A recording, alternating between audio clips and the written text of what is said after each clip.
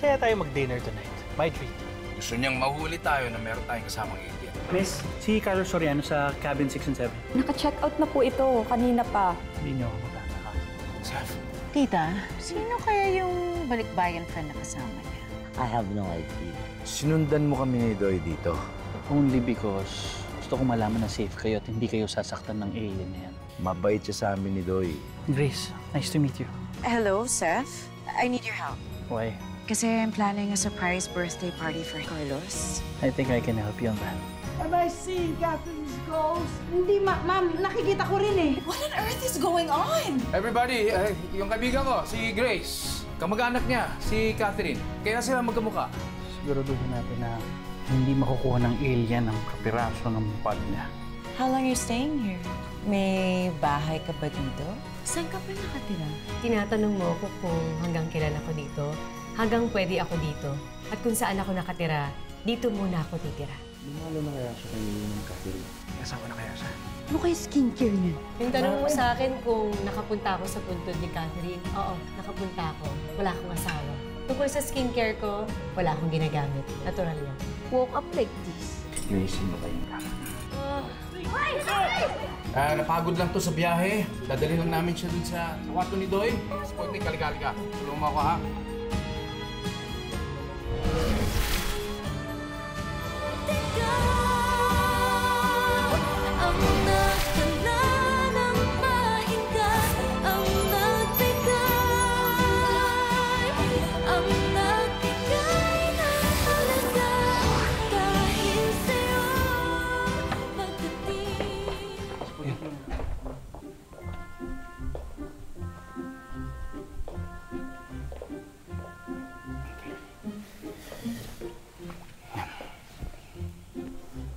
Okay na. Grabe, Kuya Boss. Kamukhang-kamukha niya talaga si Ate Ma'am. Eh, siyempre, yung nanay nila, kambal. Kaya ganyan ang itsura niya. O sige, malis ka na, kumain ka na, ha? Daka sa baba. Sigurado gutom ka na. Sige na. Sige na, sige na. Mo yung hininga ko? Sige na, sige na. Ay, masarap mo na. Okay. Daddy. Okay. Daddy, nawalan na naman po ng charge si Tita Grace. Hindi. Grace. Grace, pwede ka nang magising. Huh? Pwede na. Okay na. Have you met her before, Tita? No.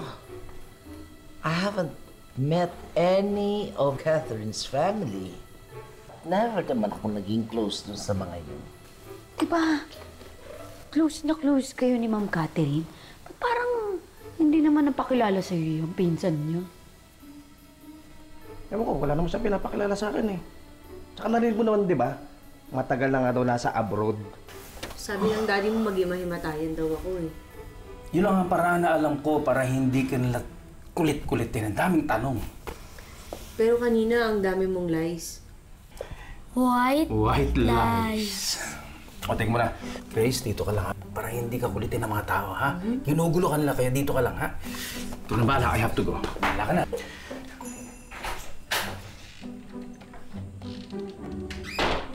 Yes! Tita Grace, dito ka po muna matulog sa kwarto ko, ha? Naku, hindi ko lang alam na patay na si Ma'am Catherine. Naku, iisipin ko, siya nga yun eh. Ako rin. Akala ko ba birthday ko? Bakit si Grace ang pinag-uusapan ninyo? Happy birthday, Sir Carlos! Happy birthday!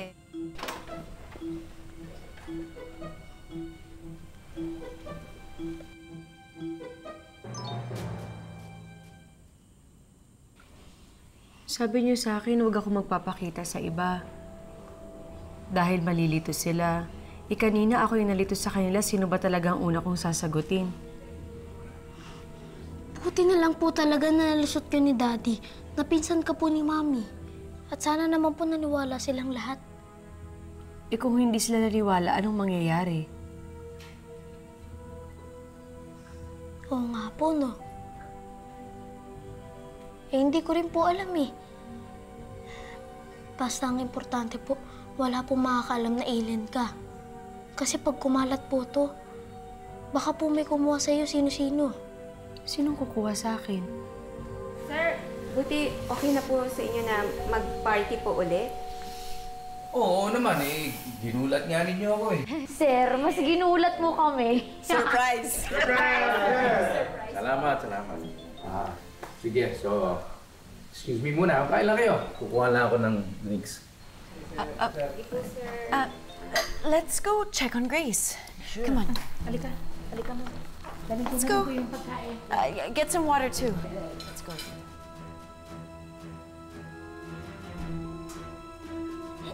Eh baka po pag-aralan ka nila or kaya pag-eksperimentohan ka nila.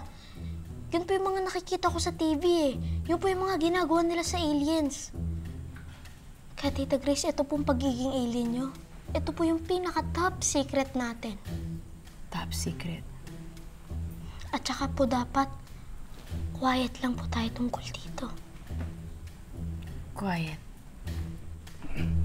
At teka muna, Venus. Teka muna, saan kayo pupunta? Dadala na namin ng pagkain yung bisita mo. And some medicine. Medicine ba? Venus! Venus, teka muna. Tara na po, baka may makakita sa atin. Pasok tayo, Tita Grace. Ma, teka muna, Venus. Hindi nyo na kailangan dalan ng gamot. Okay na siya.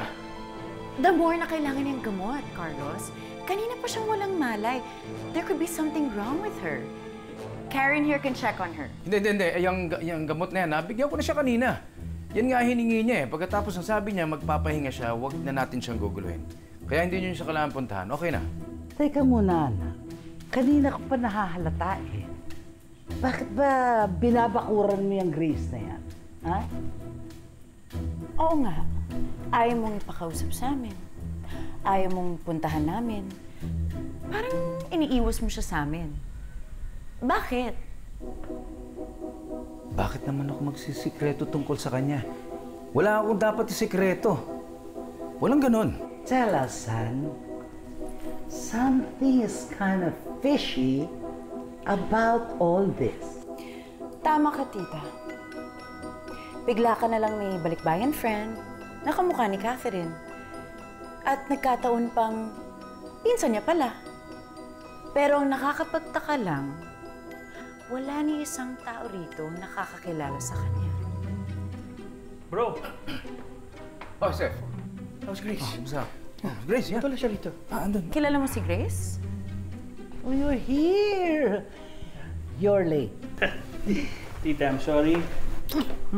I had to finish some work. Okay. Hi, Venus. Hi. Yeah, kilala ko si Grace. Pinsan ni Catherine. Eh, bakit kilala mo? Kami, hindi namin kilala. Actually, tagal-tagal na rin yun, no? Tita, I think I knew her before you ever did. Diba? Tama ako, Carlo? Oo naman. Tagal na. God, that was a long, long time ago. I remember, hinatid pa namin ni Catherine si Grace sa airport, eh. Naalala mo yun? Eh, naninibago nga siya eh, nung nakita niya. Parang ibang-iba na ang lugar. Yeah, I'm sure. Hindi niya namimiss ang traffic.